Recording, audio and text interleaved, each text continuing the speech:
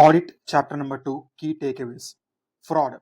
Fraud is an intentional act by one or more individuals among management, those charged with governance, employees, or third parties involving the use of deception to obtain an unjust or illegal advantage.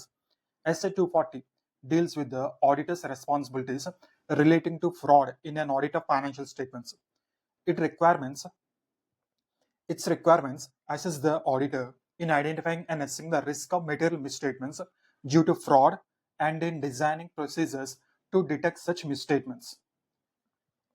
Fraud risk factors are events or conditions that indicate an incentive or pressure to commit fraud or provide an opportunity to commit fraud.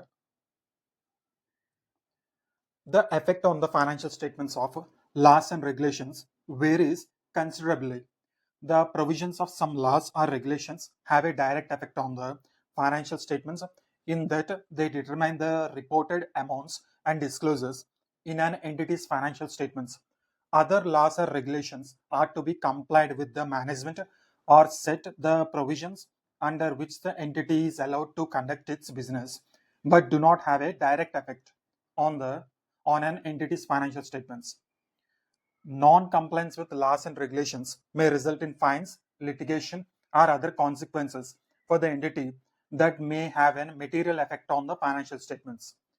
SA 250 deals with the auditor's responsibility to consider laws and regulations when performing an audit of financial statements. Communication from auditor is important with those charged with governance. SA 260 deals with the auditor's responsibility to communicate with those charged with governance in an audit of financial statements. A joint audit is an audit of financial statements of an entity by two or more auditors appointed with the objective of issuing the audit report. Such auditors are described as joint auditors.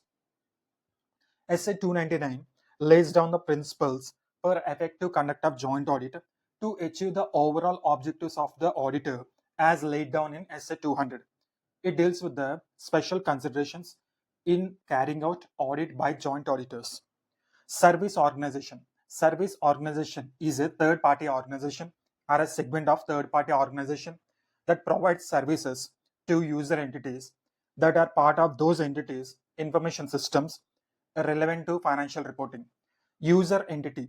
User entity is an entity that uses the service organization and whose financial statements are being audited. SA 402 deals with the user auditor's responsibility to obtain sufficient appropriate audit evidence when a user entity uses the services of a one or more service organization.